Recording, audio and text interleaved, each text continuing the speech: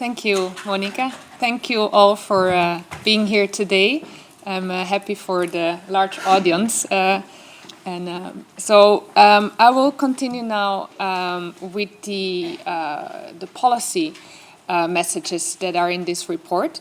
And so we have we looked at two main areas. So the first one is the education policy, where we looked at school drop prevention, outreach services, tertiary education admission. We also looked at the vocational education system in more detail. And then in the second part of my presentation, I will talk more about social policy, where I will look at the fragmentation of the benefit system. We look at the activation system that Finland had and the challenges with it. I will also talk about the integrated services that exist for young people. And then finally, I will say a word about the big reforms that are currently happening in Finland. So let's start with the education policy. And so let's first look at the completion rates in upper secondary education. So the completion rate, the graduation rates, are quite high in Finland, as you can see in this chart. So both for general programs, so 92% of the students in upper secondary education will finish their studies within 2 years after the expected graduation. And for the vocational program, it's 76% who will finish their studies. Now, both graduation rates are higher than the OECD countries on average, so that's the good news. But at the same time, if we look at the same numbers in a different way, we see that still 1 in 4 vocational education students do not finish their studies within 2 years. So it means there is room, considerable room for improvement, especially as Monica showed. These are the students who will eventually have troubles finding a good job in the labor market. And so, as Monica already mentioned, the education system in Finland is really remarkable, and there's many strengths that the system have. But at the same time, you're also going through a range of promising reforms that are being implemented or that will be implemented in the coming months and years. And so we're very much looking forward to the effects of these like, for example, the vocational education reform that was introduced last year. And so we're very much looking forward that the effects that reform will have. At the same time, it will be important for policymakers to really closely monitor that trend and the implementation, and if needed, adjust. We would still like to suggest a number of improvements that you could introduce into the system. So one of the strengths is the strong financial incentives for education providers to really support young people, students, throughout their studies to make sure that they finish their studies. But the downside of this financing model is that the schools have less incentives to take on board low-performing students, because the likelihood that they will finish their studies is lower. And so if needed, if the authorities see that there is a trend in lower performing students who need additional support, if these students drop out from the beginning, then there may be a possibility, maybe good to actually add a budget multiplier. So each student who received additional support in lower education, that they would also receive additional support in upper secondary education.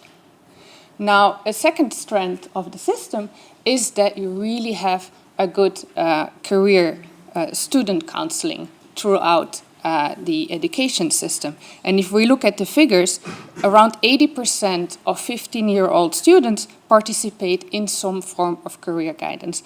And Finland is really among the best performing countries among OECD.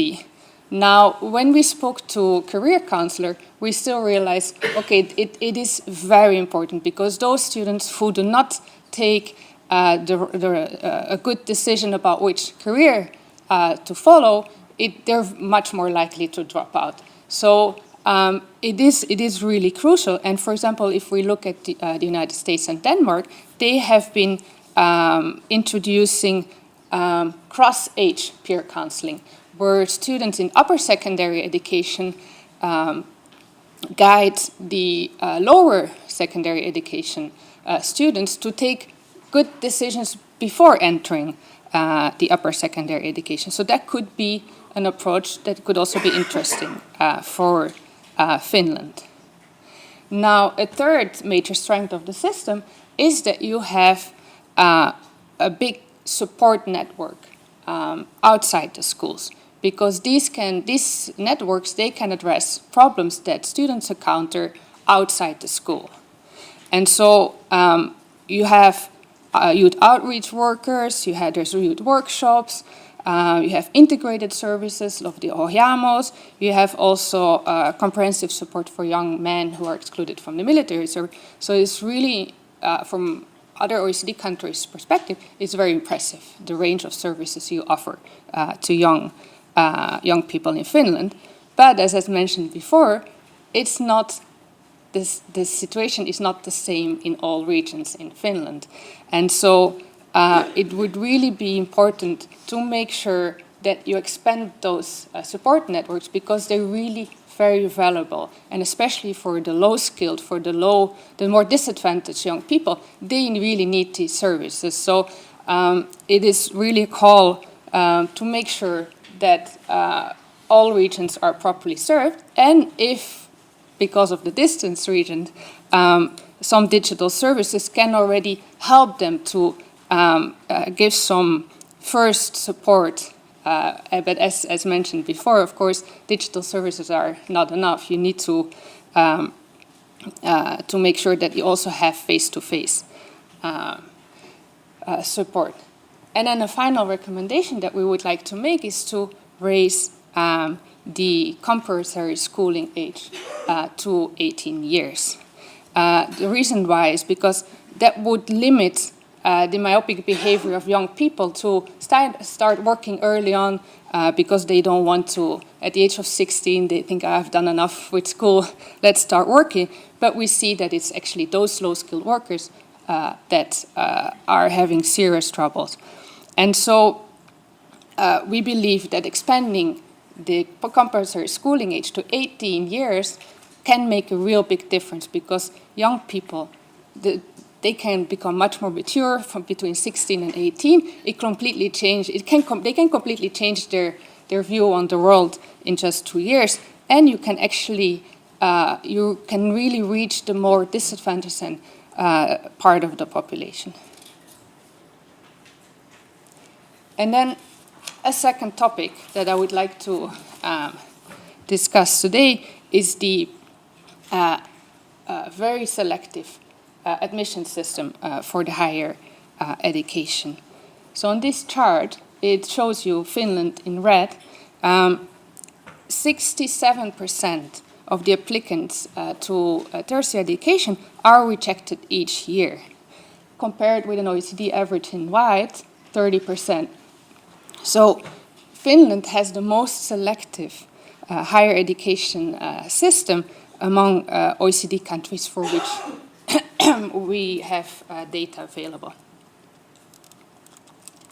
Now the problem, apart from the negative effect on a young person's moral and self-esteem, it's also that this high selectivity forces young people to take gap years, to continue studying and repeating exams and so on. And so statistics show that only 1 in 4 upper secondary graduates, they manage to continue their tertiary studies right after upper secondary education, and that's extremely low. And especially, as Monica already mentioned before, given the strong demand for high-skilled workers, it is really crucial that you reform this admission system. Now, I understand that the admission procedures are being reformed so that universities and polytechnics agreed to modify their admission procedures.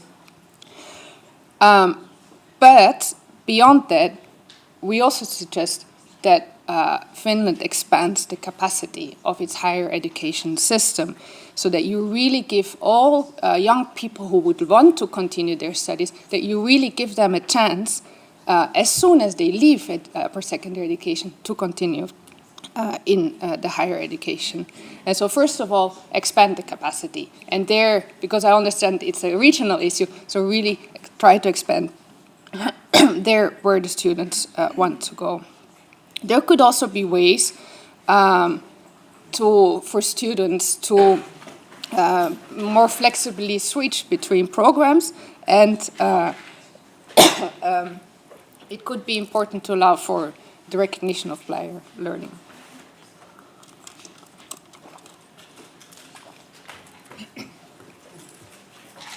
Thank you.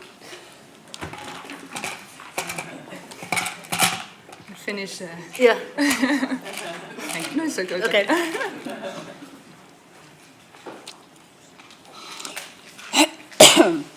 Okay, so the third topic that we analyzed in detail in this report is the study financial aid system. Because a reform in 2017 shifted the focus from study grants to study loans. And the graph on the left shows that there has been an increase in the take-up of loans following the reform. So this is the light blue. So there was a considerable increase between 2017 and 2018. And also the amount that students would take up considerably increased. But one effect that we noted, it is that there has been a notable decrease, so this is in the black line on the left side, that there has been a decrease in the number of 20 to 24-year-olds who enrolled in education. And that's a very important trend to follow, because if the shift from grants to loans makes that people are no longer enrolling in education, well, then we really have a problem. And now that this is just 1 year, but it will be really important to closely monitor this trend and make sure that we don't lose out on the poorer parts of the population. Because if the side effect of this reform is that they're no longer studying, well, then we increase the group of potential needs in the future. And so it's just a warning for the moment. Let's see how it will evolve in the future. And so one option, as they do in the United Kingdom, is to introduce in the system that people whose taxable income is too low, that they're exempted from paying their student loan altogether. So currently in the system, in the Finnish system, is that they're exempted from paying the interest rates, but to make sure that the poorest part of the population, and also those are potentially the highest risk of having low earnings after their study, to give them enough incentives and reduce the risk, it would be a possible option would be to exempt these people from repaying their student loan. And then a final topic on the education system that I would like to discuss with you today is the limited use of apprenticeships in Finland. Now, in 2016, as indicated by the diamond, only 1 out of 11 upper secondary students participated in an internship in Finland. And that despite the country's very high share of people who are enrolled in vocational education. Now, I would have liked to show you the share of vocational students who participated in apprenticeship, and unfortunately we didn't have internationally comparable data on that. But at least this chart shows you already indirect evidence. So the share of combined school and work-based programs in Finland is rather low if you look at how many vocational students you have in Finland. And so the reform in vocational education that was introduced last year, they expand the opportunities for doing training and work-based learning. But what we see is that in Finland, the interest of employers in apprenticeships has been always very limited. So the main question for this new work-based learning model is how can we engage employers for this new workplace learning. And so the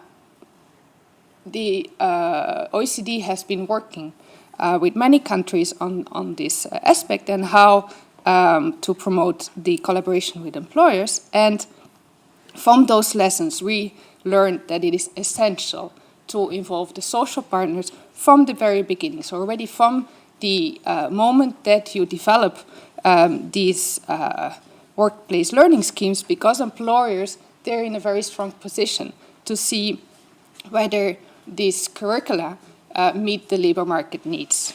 And so they can also guide the system to adapt them to their needs. And the report gives very concrete examples on Norway and Switzerland in this field.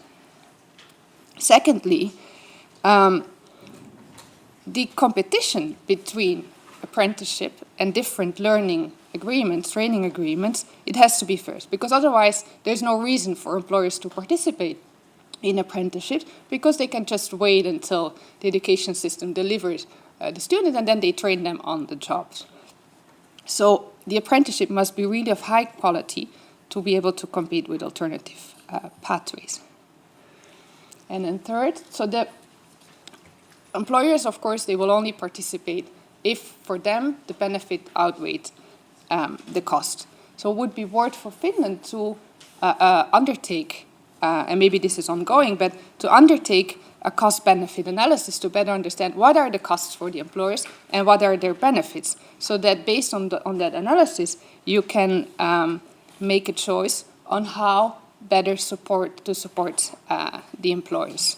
And when I talk about employers,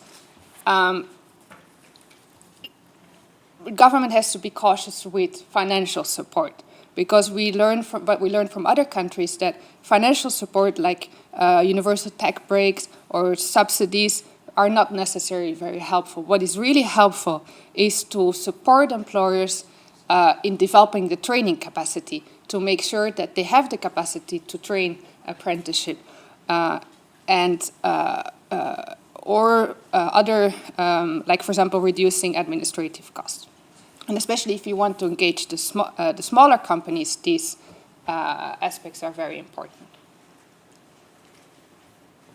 Now let's move on to the social policy challenges.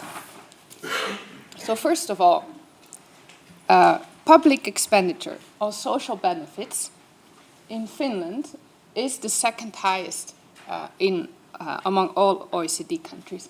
So Finland spends 6.6% of GDP on social support. And that is way more than the OECD average, where countries spend on average only 3.6%. And as you can see in this chart, most of the spending goes to disability benefits and unemployment benefits. And so young people, they really make a lot of use of that social support. Among 16 to 29-year-old, Finland has the third highest benefit recipiency rate among all OECD countries. In 2017, nearly 1 in 3 young Finns received some type of out-of-work benefit. That's really very high. if you look at the figures, 18% of young Finns have an unemployment benefit, 14% receives social assistance, and an additional 6% receive disability benefit. And so all shares for these three types of benefits are very high compared with the OECD countries. Now, there's a number of reasons that could explain this high beneficiary rate. First of all, young Finns, they leave the house early. So they go and live on their own at a very young age, and they have access to these benefits. Now, maybe the availability of such benefit also allows people to leave the house earlier, while in other countries they're forced to stay at home. A second reason could be, as you mentioned earlier, the difficult transition from school to work, which means that many young people are unemployed, looking for jobs, but not necessarily finding one.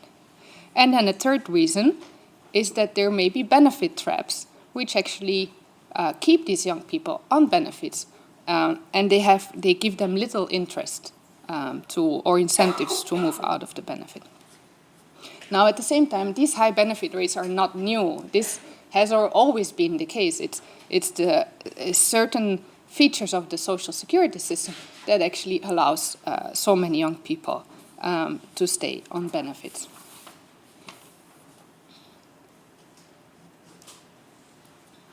Now, to assess the efficiency and the adequacy of such a benefit system, it is important to check whether the benefits reach actually those people who really need it.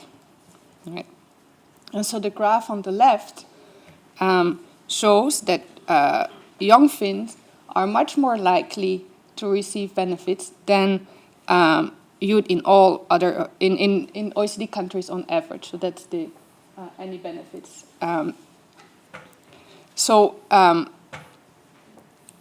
That's for all young people. On the right-hand side, we see that 91% of the needs in Finland do access some type of benefit.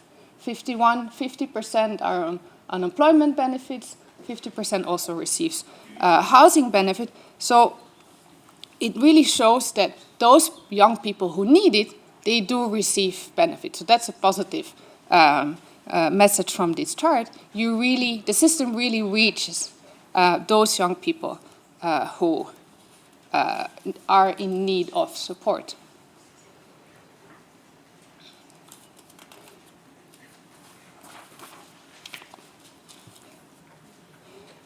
But as I mentioned before, it could also be a problem because by keeping young people on benefits, it's very easy, and the different rules also allow. So you kind of create benefit dependency, and the system is very fragmented. So if you have a housing benefit, the person who gives you a housing benefit does not necessarily know what other benefits you're receiving, whether you're receiving social assistance or whether you're receiving unemployment benefits. And so to be able to provide the right support, activation support to these young people, it is important to, first of all, streamline the benefit. Make sure that the benefits that the person who is helping you has a good overview what challenges you have and how to better support. And so one option would be to move towards a single working age benefit where you could, for example, give benefit to young people irrespective of their situation. So kind of a universal benefit payment where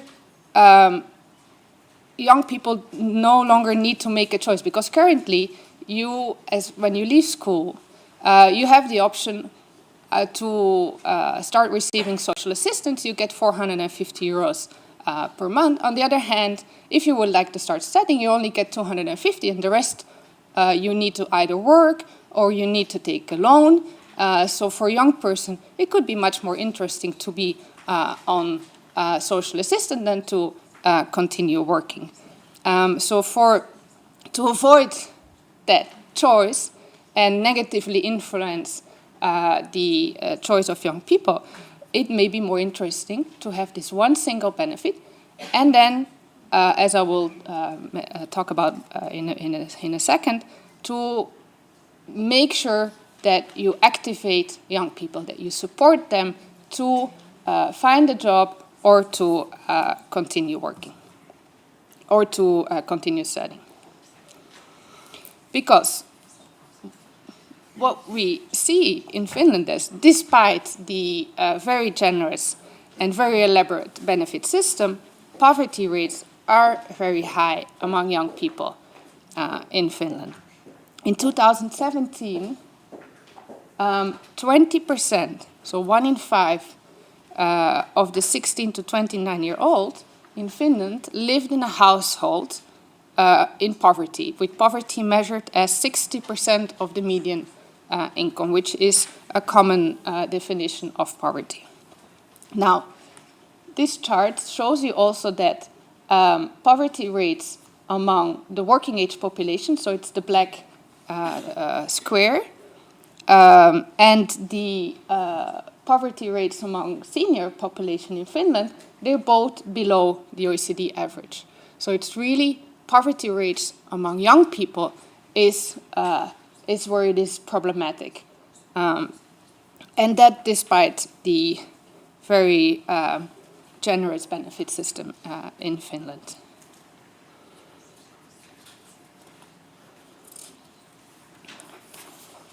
And so part of the reason is that there are significant benefit traps in the Finnish social protection system. So if this chart shows you the participation tax rate, which is the part of your income that you lose when you move from inactivity to work. And so a young person who has never worked before, who's living on social assistance, and then starts working in a low-skilled job, loses 70%. Only 70% is the tax rate, so he only gets 30% of income. So that's a very small margin that you can gain from moving from inactivity to employment. So for a young, low-skilled person, it's almost better to stay in activity than to actually start working, because once you start working, you need transport, you have many additional costs. So it could also almost be better to stay on social assistance and than to actually start working. And so for Finland, as you can see, it's again the case is extreme. In other countries, it's much more beneficial. The young people really gain a lot from starting working. Well, this is really not the case in Finland. So it's really very, very important if Finland wants to address the needs problem in Finland and activate all young people, you need to start removing these benefit traps and making work pay for every young person. Now, this could either require a change in benefit levels, or if you don't want to do that, then Finland could introduce in-work payments, where you actually give additional money for people who start working with kind of phase-out range, where they can keep the money for a long while until their in-work payments reduced, to kind of motivate them to start working, to start a new life, to really integrate in the labor market. And then let's move to the activation, because that's another main problem in Finland. So Finland does invest a lot in active labor market programs. And if you look at this chart, so this is the people among all job seekers who receive activation support. So if we look at the under 30 age group, it's the line in red. So we see that over the years, about 34% in 2017, 34% of all young people under the age 30 receive activation support.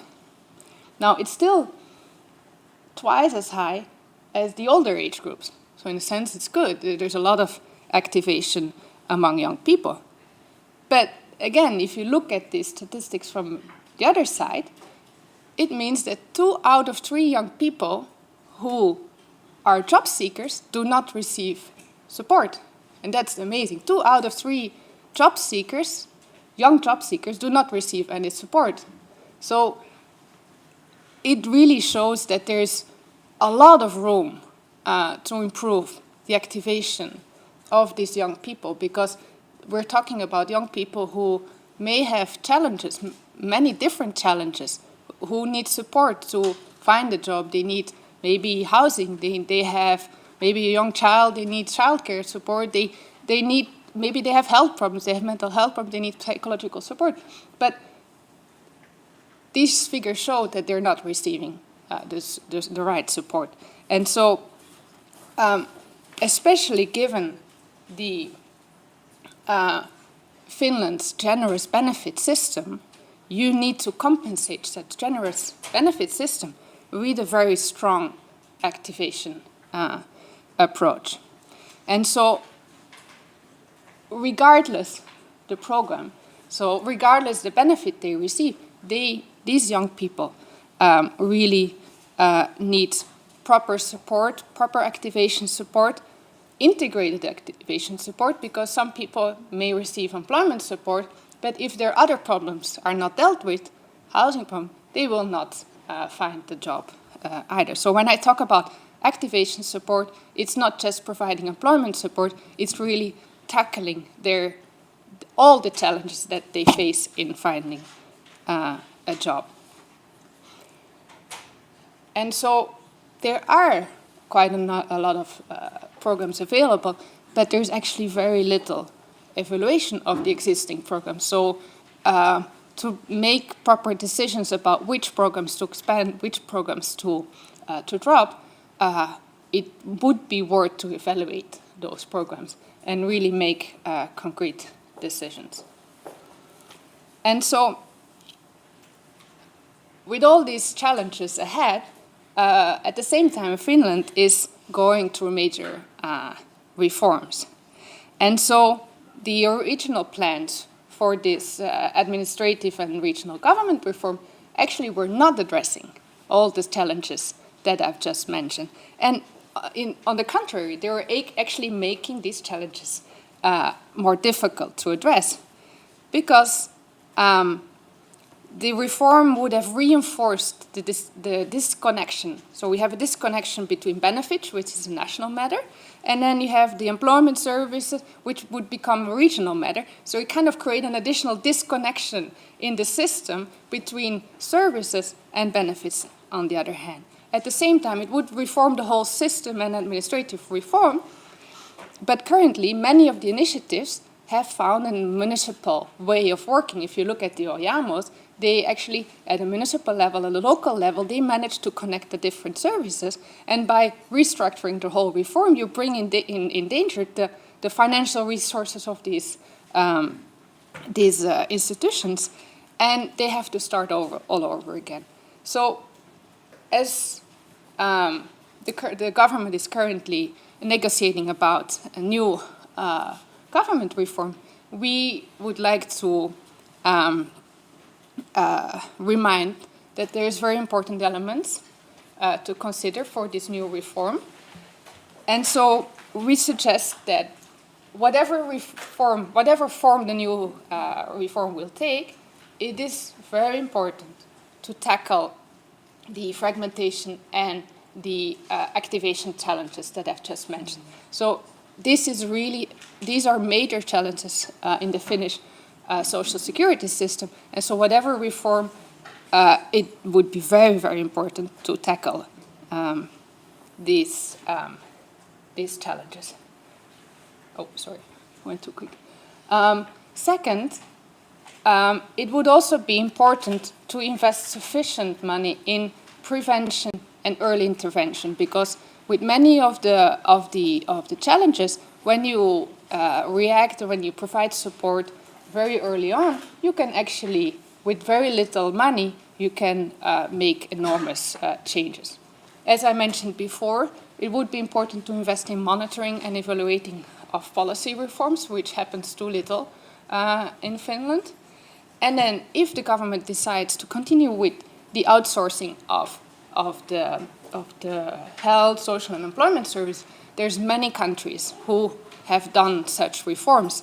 And so it would be important to first study the experiences and see how other countries have gone through these reforms of privatization before implementing such reforms in a way that is maybe too fast for the country to handle. So let me conclude by giving a quick overview of the policy conclusions that we made in this report. So first of all, in terms of education policy, we suggest to raise the compulsory schooling age to 18 years. Very important to reform the highly selective tertiary education admission system and to expand the capacity, because there's really a need for high-skilled high-skilled workers in the Finnish economy. And then also, if you want to make the model of new workplace learning model, if you want to make it work, you need to engage the employers from the very beginning.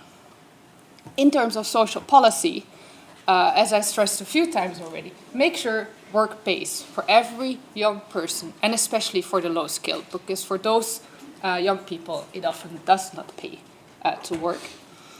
Finland needs to streamline the benefit. Without streamlining the benefits, it will be very difficult to activate young people. Third, activation. It's really important. It's young people need to receive, not only young people, but in this report we focus on young people. So they need to receive proper activation support. And then finally, we suggest to revise the current version of the government reform. And then so let me conclude by inviting the Finnish authorities to improve the job prospects of young people in Finland, and especially the low-skilled people. Thank you very much for your attention.